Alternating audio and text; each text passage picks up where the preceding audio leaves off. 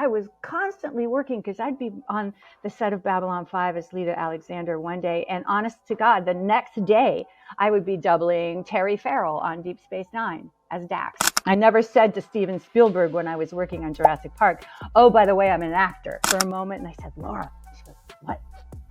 Look up. And she goes, you should consider these guys. And I said, yeah. Yes. And I said, these guys, they all want to bone you.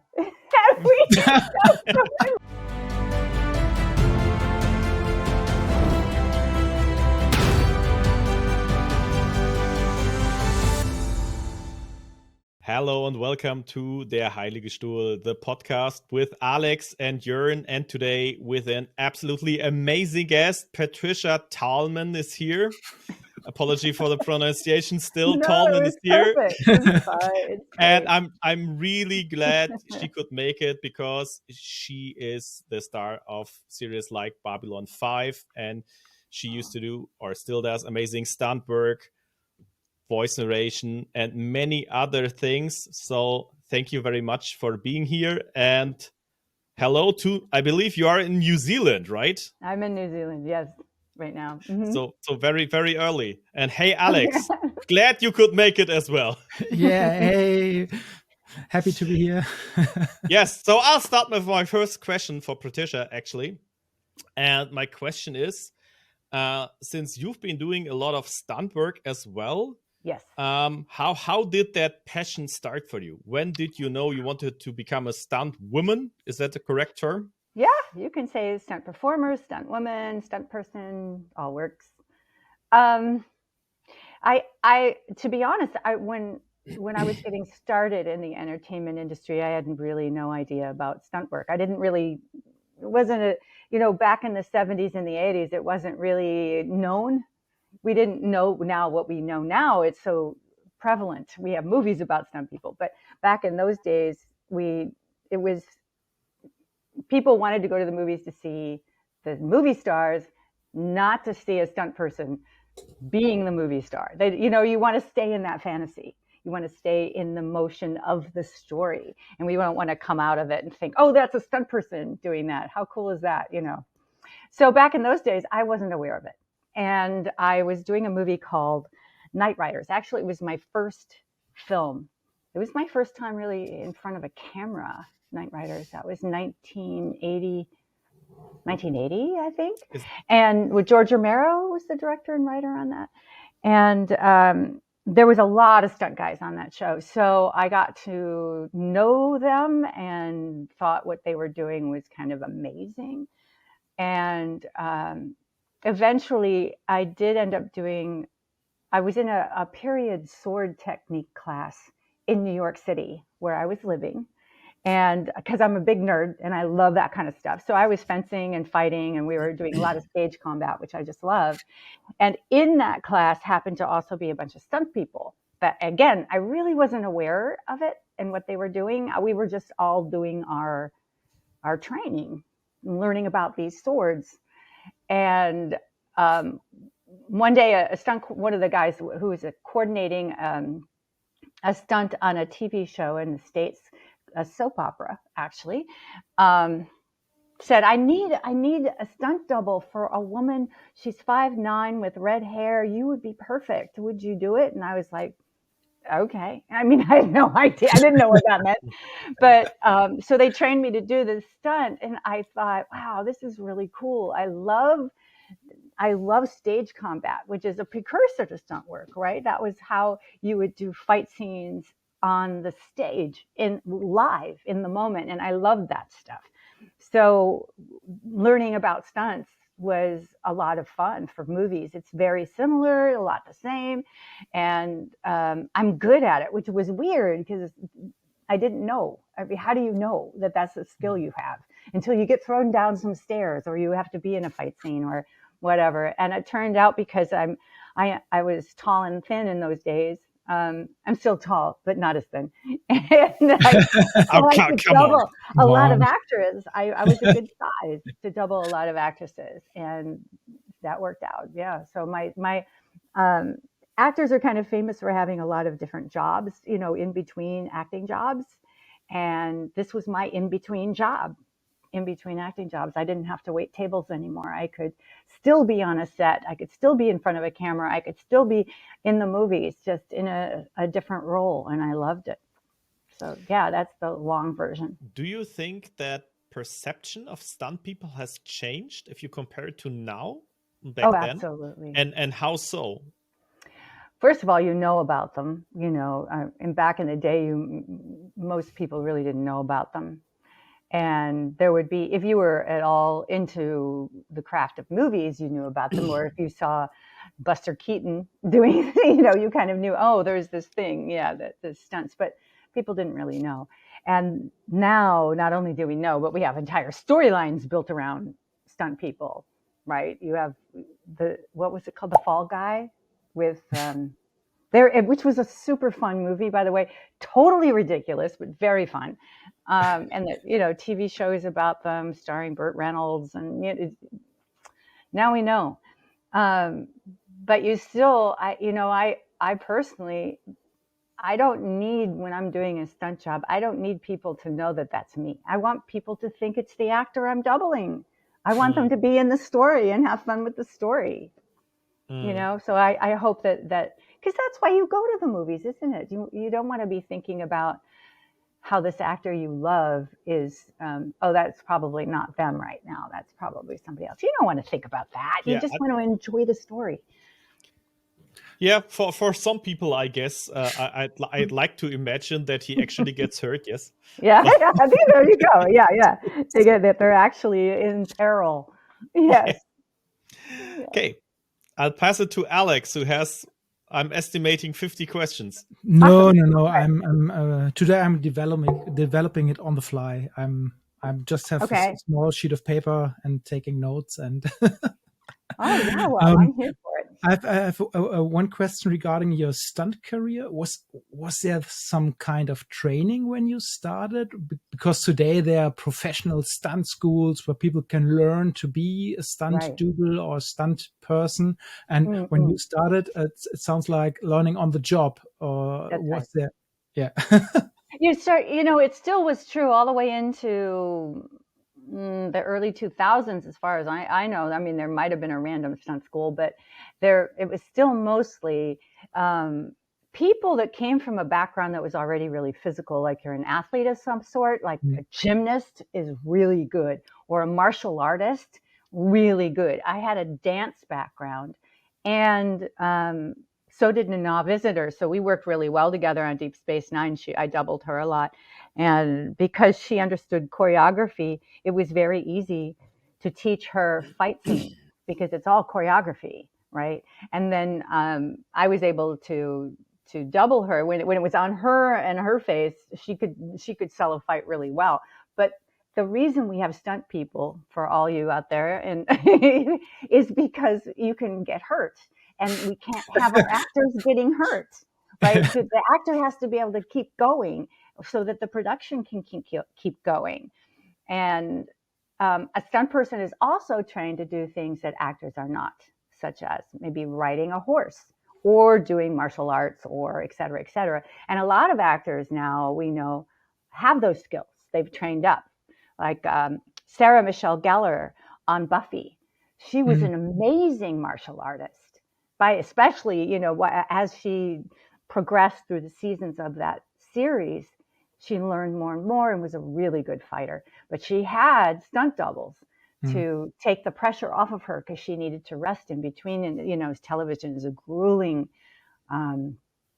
schedule, especially when it's so physical. So there's actors who can do the thing, but you need to give them a break. You need to keep them safe so they're fresh for the next thing. And a stunt person, we get hurt, you just replace us. You get another stunt double. We're dispensable. What's the word? Dispensable. The expendable. We're dependable and dispensable. So you can copyright infringement. Right, I made a new word.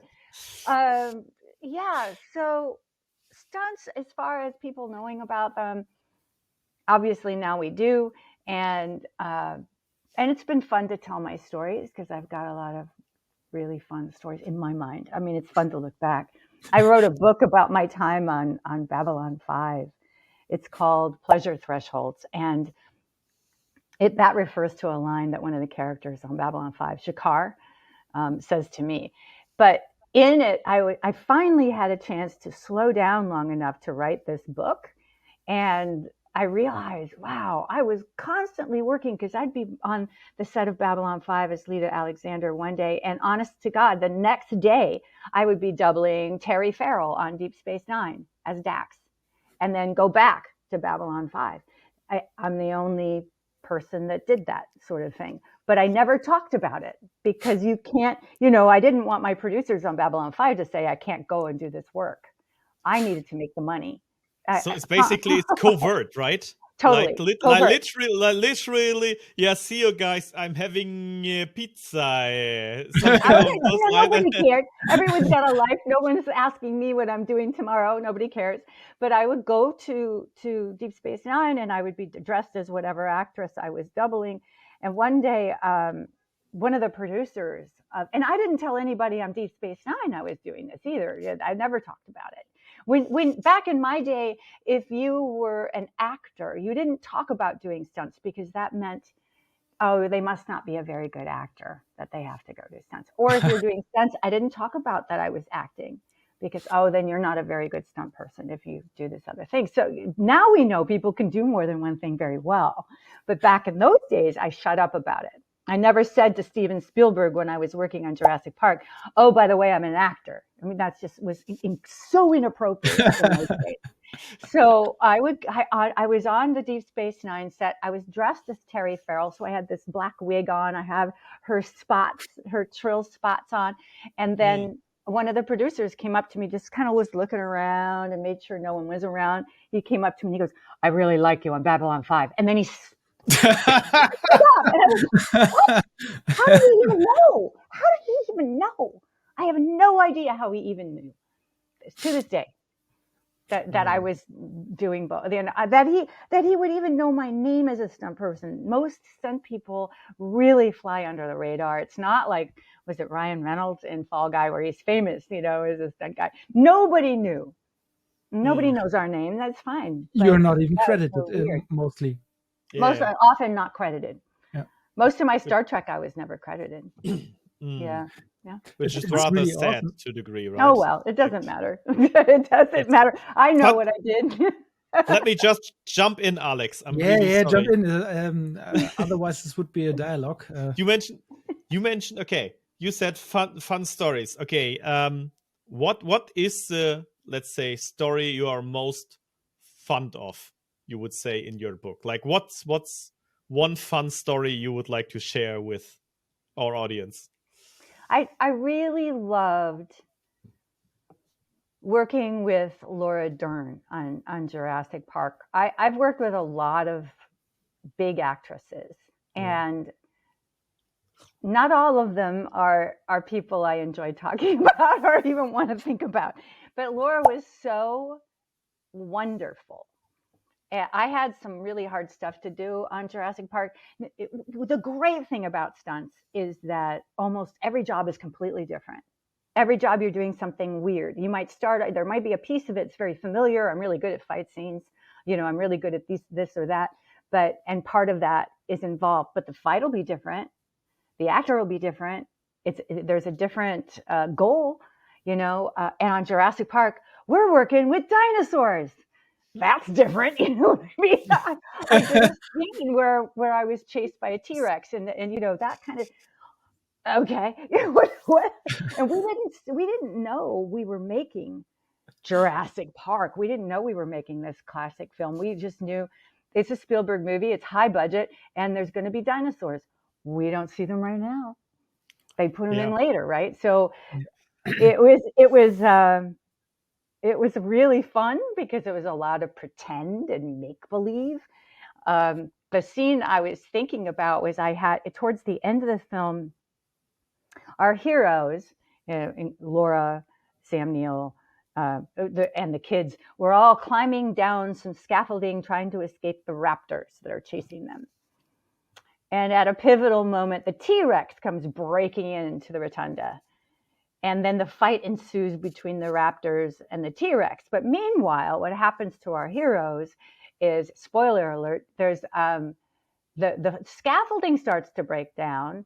So we're all escaping as best we can off the scaffolding. And then I had to climb along dinosaur bones, and because there was a big skeleton of a T-Rex or brontosaurus in the rotunda that my character Ellie is running along and trying to get away from the raptors, and now she's trying to deal with everything's falling apart, and we actually crashed to the ground, all right, with the bones. So this scene was especially challenging for me. I don't like being off the ground. I don't like heights. I don't like heights as a stunt person. But I kept getting these jobs where I had to be really high off the ground. And the scaffolding was built to be really rickety in the film. So you get on it and it's going like this. And that is not fun when you do not like it. It's like, no. So we're rocking back and forth on this stuff. And I have to hop off of the scaffolding onto the bones of a brontosaurus. Who does that? How do you even know to do this? Right? So I had to make it up as we went along. The day before, we had a rehearsal, and with the stunt people saying, okay, this is the sitch. Here we are. We're going to have to do this stuff. So how are you, Pat, going to run along the spine of this dinosaur and get around to the neck section? So I have to start from the tail section to get to the neck section. And then that's going to start spinning around. The wires are going to break. Everything's going to happen, and you're going to have to fall to the ground. And then all the bones fall. So we're making it up as we go along. Specifically, I'm wearing, for the rehearsal day, I'm wearing you call it padding up. You put on protective gear to try to protect yourself so that for impact. When I'm doing something like that, I'm wearing kind of similar to what American football players would wear, like stretchy pants that have pads that fit into pockets. We actually do go buy football gear and put on those pads because they're already made to be worn, which is very convenient. Then you wear elbow pads. You might wear a spinal pad. I didn't, and knee pads specifically. So shin guards, you can wear all this stuff that hockey players might wear, So because there wasn't gear made for stunt people, we had to cobble it together. Often we're using what we call duct tape. Are you familiar with that in German? Yep. So you use duct tape and strap it around your legs, holding things in place, And we rehearsed me trying to get along. How am I going to step along the bones? The prop guys who had created this brontosaurus skeleton shaved little foot spots for me, flat spots along the top of the bone, so I would have a place to step fairly safely. And every once in a while, there's a wire coming down from the ceiling holding up the bone, so I could hold on to that wire and then get my body around the wire so that I could take the next few steps, balancing without holding on to anything along these bones. And of course, what does Spielberg say? But go faster, Pat. Run. I'm like, so I have to get to the bones. But the part that part was really nerve wracking. But the part that really ended up being a problem was falling down on the neck piece. So my body is on bones. Now think about it. Dinosaur skeleton bones. These are sharp. They're pointy. They're not razor sharp, but they are blades, right? So it's like falling on a series of plates, like china, set up. If you think about it, and then my body is being impacted by this. Not only that, but I'm wrapping my arms and my legs around these bones, these massive bones. And then they figuring out how are we going to spin this and all of that. So we spent a day doing this. By the time I got home, and I'm wearing sweatpants and sweatshirts, so I'm covered with the padding underneath. By the time I got home, I was black with bruising I mean, these bruises were unlike anything I'd ever seen. Now, I am due on the set the next day wearing a tank top and shorts. That was Laura's costume. I'm covered with massive bruises.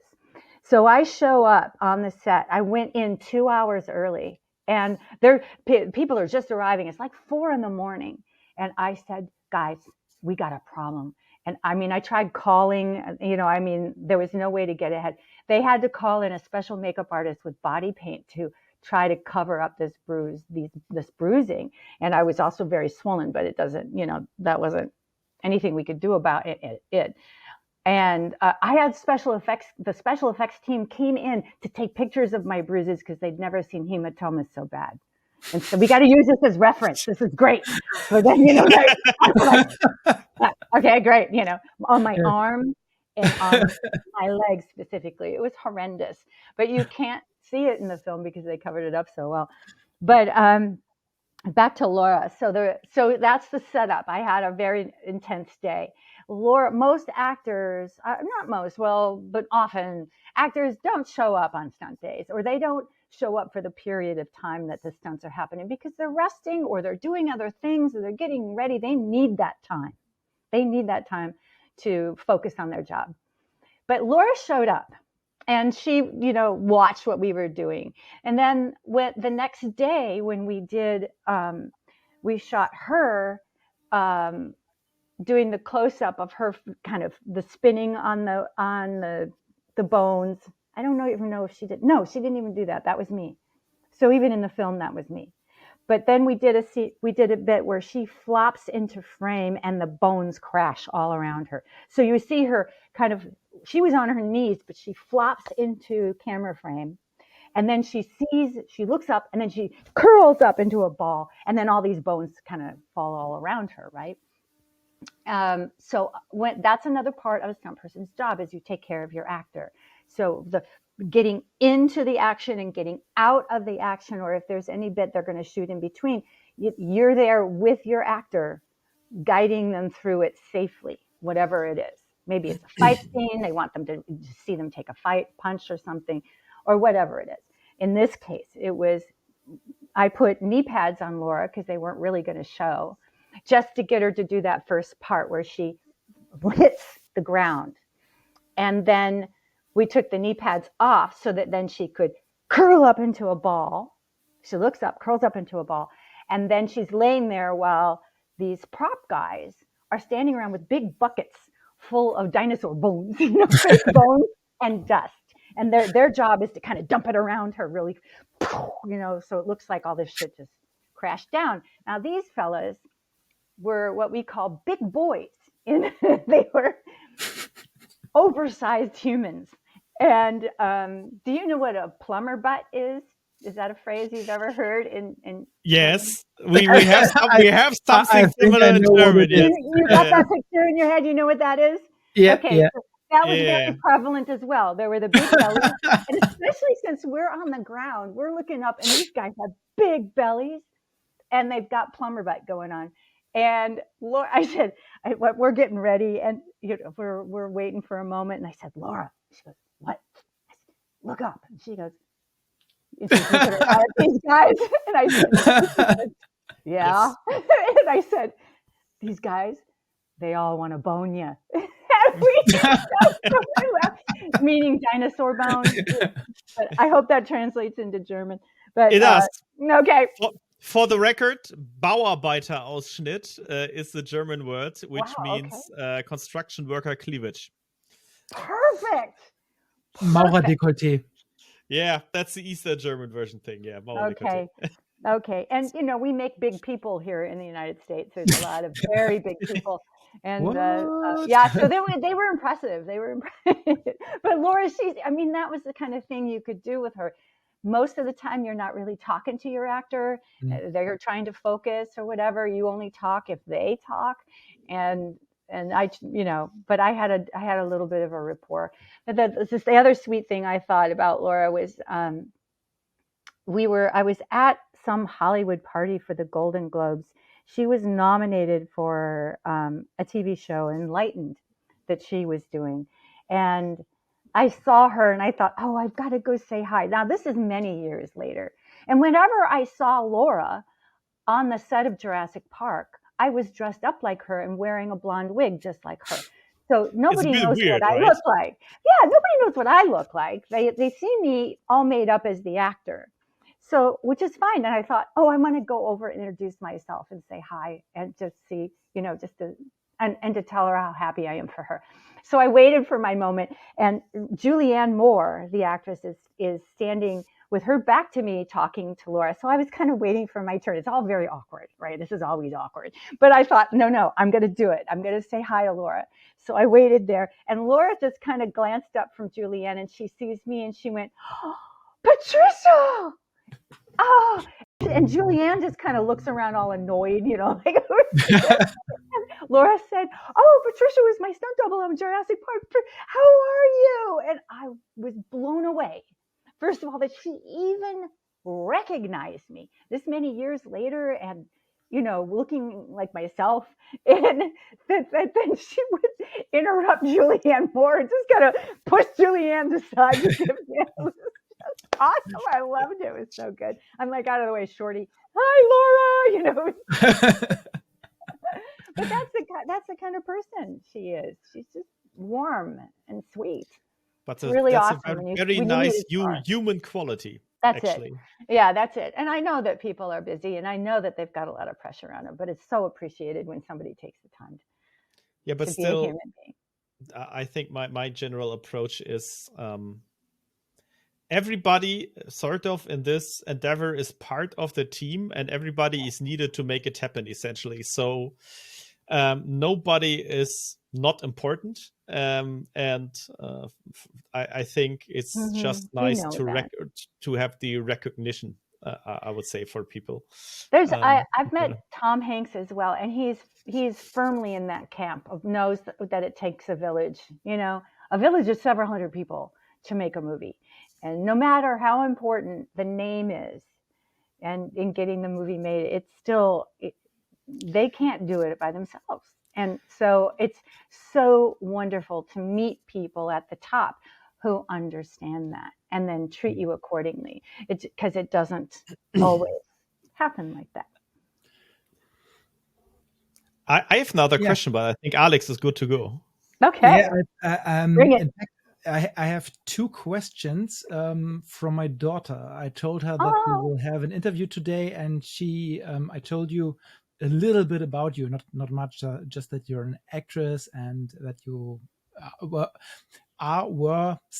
famous in the past, more famous for movie making, to nowadays more famous for other things. Let's put it like that. Yes, okay. And she told me I shall ask you two questions. One question was partly asked by Joern, and the other one would be new.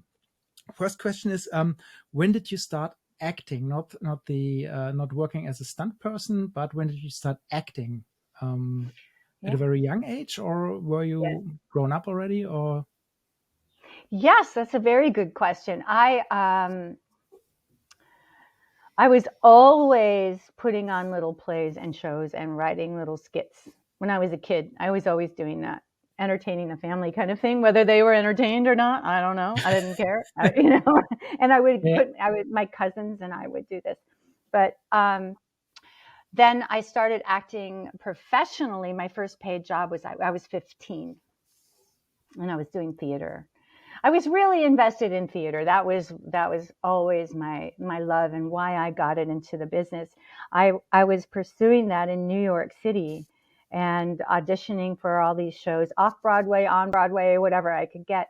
And the main roles kept going to TV and film stars because the theater needs to sell tickets, so they need those names.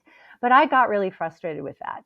And so I went to Los Angeles finally in the late 80s to start to get some TV cred under my belt so that I could, hopefully go back and get some more theater work.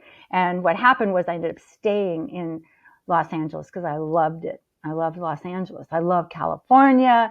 And even though it's hard work, getting television work is not easy, kids. But especially because I was never we call mainstream. I've always been considered quirky. And in those days, now we embrace the quirkiness in actors. You see all different kinds of people playing all different kinds of parts, and that's the way it should be. But back in my day, it was still very much a Barbie doll kind of thing for women, and gentlemen were pretty much the Ken dolls as well, you know. So we all had that to deal with.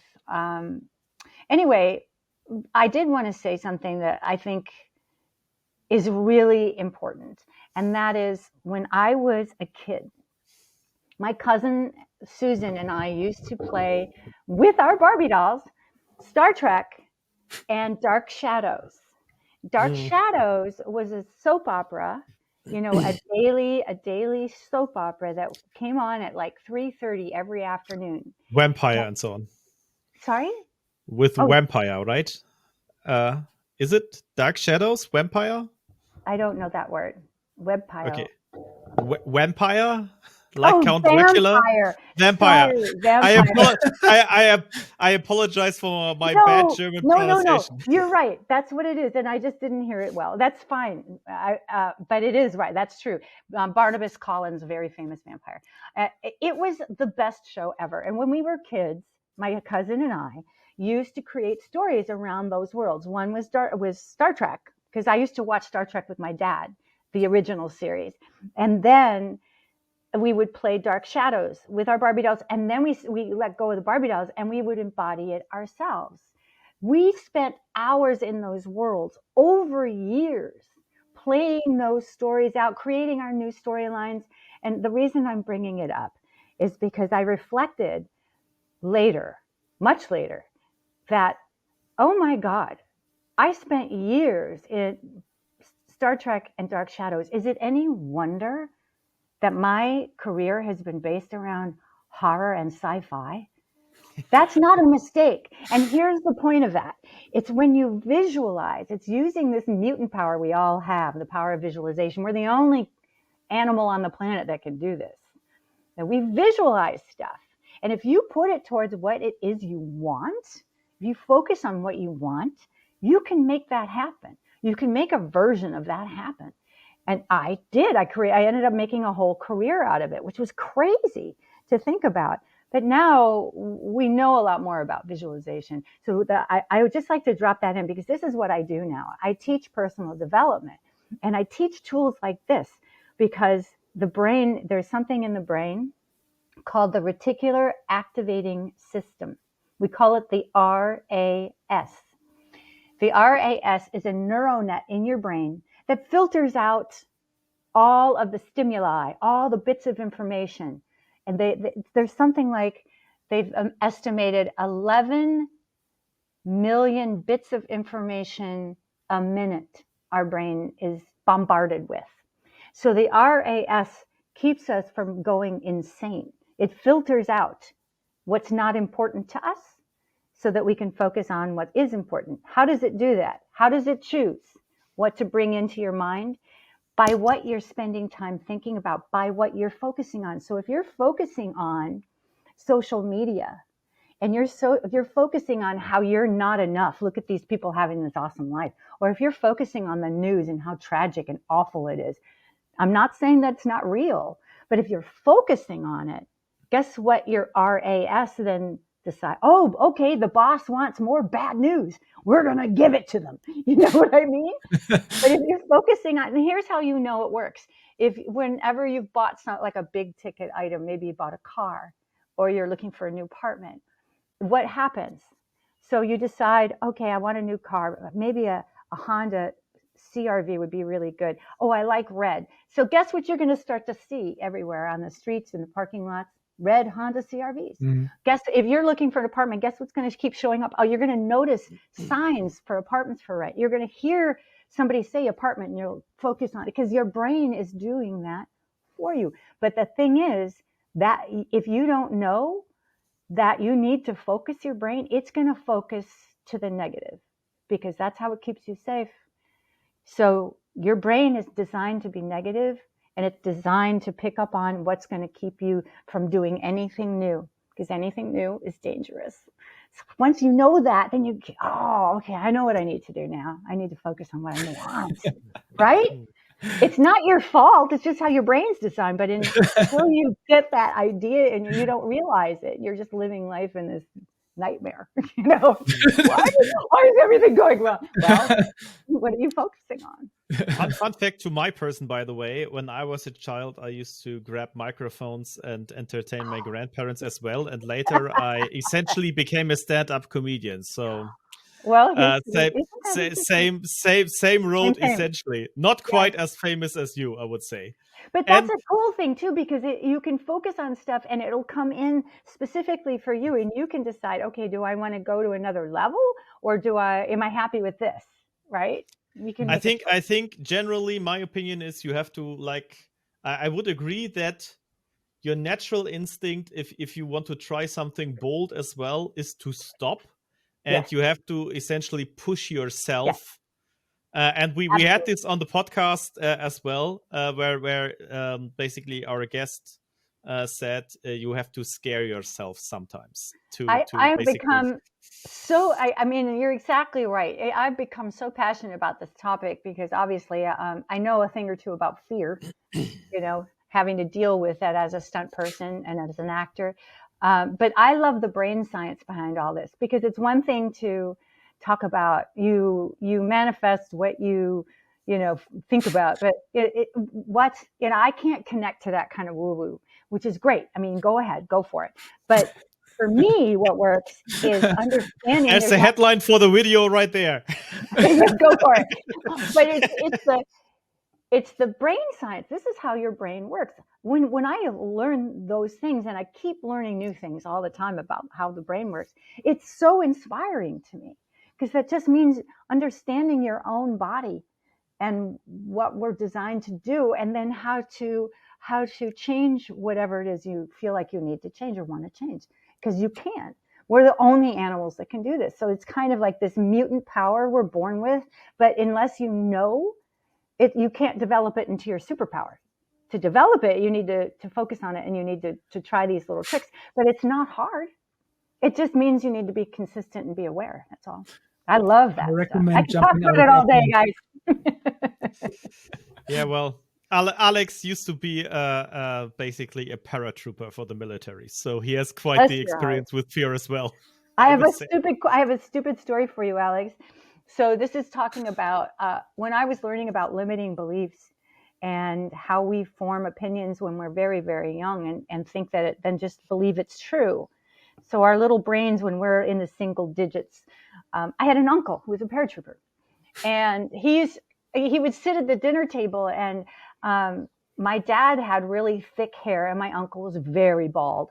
And I said, and I was probably 5, I said to, hey, Uncle Dick, why are you bald? Because, kids, we don't know. Yeah. And he said, well, every time I jumped out of an airplane, a few more hairs came out, But I completely believed that, because as you do when you're little, you don't know. I believed it. I was probably in my late 20s when I finally really thought about that and went, wait a minute, he was pulling my leg. But that's a silly example. But we create these beliefs when we're so young. Yes. Our brain is designed to do that, to keep us alive, because you were completely dependent on the adults around you. So your brain is quickly, I'm not safe if this doesn't happen, and I have to get this attention, because if they don't know that I'm here, I'll die. I mean, that's what your brain is doing. So you create all of this stuff. Trust me, nobody knows that better than Germans. Okay. we are super negative towards anything. But this is, I understand that, and that's the brain trying to make you safe. But if you want to have a different experience, the good news is you can, and there's very simple things that you can do to change that. But this is not that podcast. Side note, of course, if you are interested in what Patricia is talking about, all relevant links in the description. to this video. Thank you. This is what I'm doing now, so I would love for I would love for Yeah. people So to come to we this. obviously we put a link down there to your book as well, and so on. I That's a love given. it. Thank And you. Alex looks again. You have another question, right? You said you have two. Yeah, the second question has already been answered because you told us how you got the idea of becoming an actor, and it was from the core. It was you It were was from the always an core. actress. So Yeah. Then I would ask a question, Alex, if you permit me. yeah. Yes, okay. Yes. Because like I don't get that many chances to ask this question, but obviously if you are becoming more famous, people start to recognize you, right? Yes. Like on the street or somewhere. Like is that really as weird of a feeling as one would imagine? Like if you go down the street and a complete stranger talks to you, that makes you feel like anxious or weird or something. Like what was your first reaction when that happened to you? I think at first I was very excited because it meant that the show has and it was pretty much mostly I get recognized from Babylon 5, sometimes Night of the Living Dead. So it was more affirming than anything. It was very sweet. I've gotten embarrassed, but only in a good way. But what for me, when you started to say that, I started to crack up because I've been places that it was so bloody random. I was in a Jeep on safari in South Africa. And there's these two Croatian guys sitting in front of me in the Jeep. And we're all, everyone in the Jeep, we're talking about the animals, obviously, right? There's this, there's that, there's this guy. It's, oh my God, this is so cool. And these two guys finally turn around and say, were you on Babylon 5? And I was like, what? You're Croatian. Oh yeah, we have Babylon 5. We love Babylon 5. The other time, my son and I, and he was little, he was like, I don't know, maybe 9. And we were on a boat in the Adriatic Sea. And some people said, can we take our picture with you? You're from Babylon 5. And my son goes, oh my God, even here? Kind of thing. Because it would happen, it would happen in the mall, at the store, or whatever in Los Angeles. But to have it happen in the middle of nowhere is kind of random. Does But that ever get I love stressful? that. Like, or is it always nice? Or is there some situation where you go to the bakery and not again? Like, No, I just I've never gotten that complacent. I can understand how big stars, because they're chaste or whatever, they can't go out. I've never had that experience. I mean, I consider it an honor if somebody recognizes me. And that's very sweet. Yeah. Yes. Do people talk to you or to the character they saw on TV? Well, sometimes, yes. Sometimes they have talked to me as Lyta, or they talk to me inappropriately personally. So an example of this is, and the reason I'll say that second, but like they'll tell me, oh, you've gotten old, or oh, you're getting fat. Charming. Nice. Pleasant. That part has not been pleasant. And they don't realize that, well, it's been 30 years, kids, since I did that show. I am now in my 60s. So, but you're in their living room on a regular basis when they were watching the show, for example, regularly, or if they're binging it. And so they feel like they have a relationship with you because you're right there in their home. I understand that. I do understand that. But then would you say to your friends, I mean, do you say that to your friends? Things like that? I have said, I've had to confront some people going, do you have any idea how not nice that is? Why would you say that to me?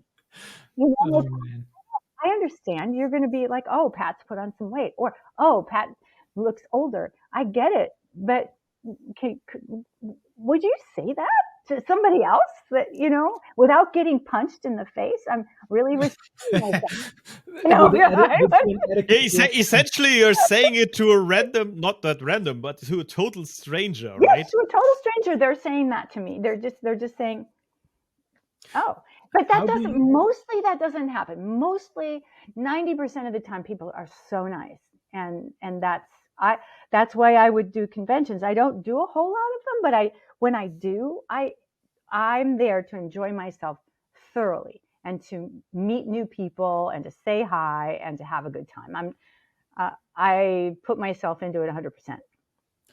You I have mentioned not been to Germany. I think I was in Germany once in the 90s. I did one convention. No, I'm not invited. I mean, actors just don't show up. You have to be invited to go, I haven't been invited. It's just weird to me. But I do we have any big sci-fi conventions here, Yes. Alex? I don't think so. Do we have them? the Rincon. FedCon, they're huge. You have at least 2 huge conventions Okay. in Germany. Maybe I'm too old already. Like Yes. back then, like I used to again. My son's middle name is Tiberius after James T. Kirk, so Wow. I do have some commitment in Wow, sci-fi, yeah. but I never went to a convention actually. Like Well, I used to wear uniforms and stuff like this to school, Sure. but after the beating, that faded. Bless your heart. You're a total nerd. I love it, Joern. That's awesome. To some degree, yeah. I'm not that smart, but Alex is a nerd. He's a rocket scientist, and I'm not kidding. Cool. Well, that's another wonderful thing. I've been to conventions where I have actually met neurosurgeons and rocket scientists that are fans, and to me, it's like, oh my God. NASA used to put Babylon 5 up on all their screens in the building when it came on, whenever it was airing in those days. They loved Babylon 5 because they felt it was truer to science, which is I don't like what you were saying. Don't want to embarrass Alex, but I'm guessing you're wearing a Psycorp T-shirt, right? I see the top of is it Psycor or just Babylon 5? Oh, it is Psycor. Yes. Love it. Yeah. Yes. So to the fans who are listening, would either love it or be traumatized. So traumatized. Takes a lot.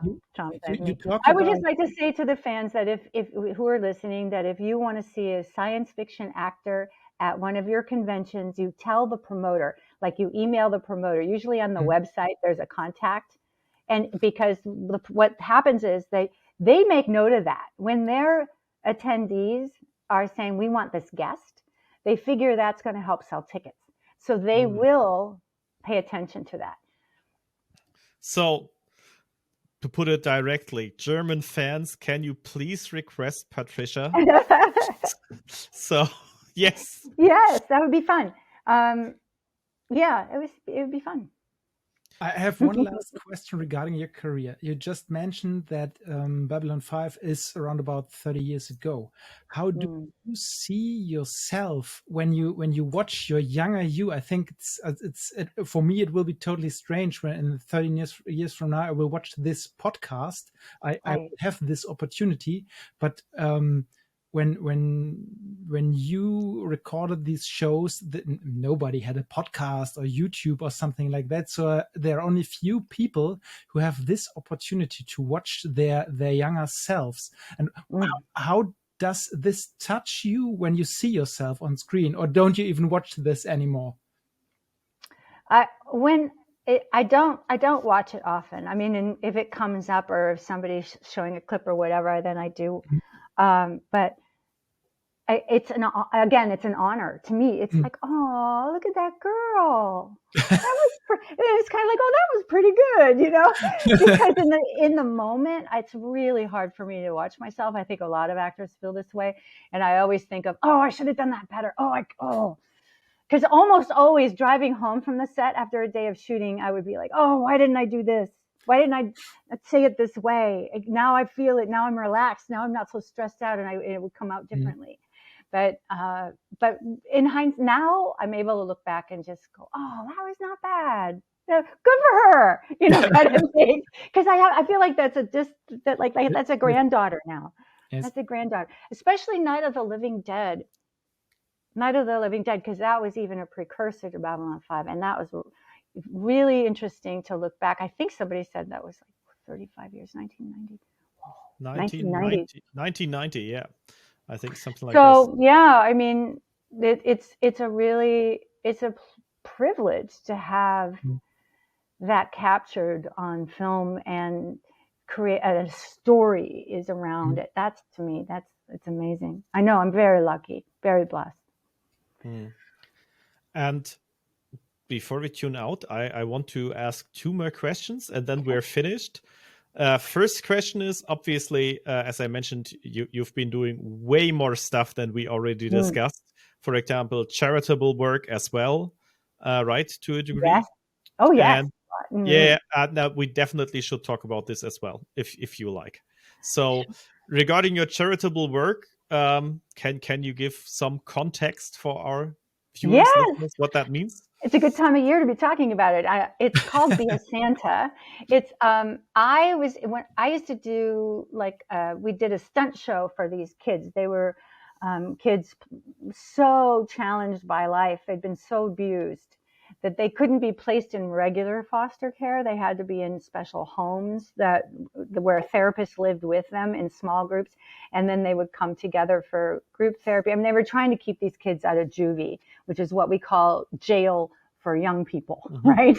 And so they're anywhere from 13 to 18 years old, and they've been life has just been horrendous. So the stunt community used to come together and put together a show for them, and then give them like a Christmas lunch, and then they'd go back to the homes. I kind of went, I think I can do something better. I think I can do something that's more impactful. So I didn't mean to call it this. It was like a temporary name that stuck. Now, I started it in 1995 called Be a Santa. And it's for this organization called Penny Lane. And Penny Lane now handles thousands of kids. But at the time, it was a smaller community home.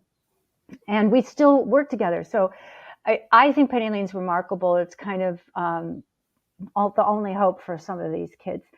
And what we do is we provide the funds for the kids to have a holiday, meaning that we provide some gifts, we provide school supplies, we provide a holiday meal, we provide Christmas trees or decorations, and we bring a Santa in and give out gifts and things like that. So we used to go from house to house to house to make it, because they weren't allowed to be in groups. It was they were tough kids. Sometimes we'd go to a house and the cops would be there because fights had broken out. We had a riot one time happen in the girls' facility. We couldn't get. We were sitting outside. Santa sitting with me. We were waiting to see if it was going to calm down long enough that we could give them their gifts. I mean, they're really traumatized kids, and they're beautiful and they're sweet. They just haven't had a fair shot at life.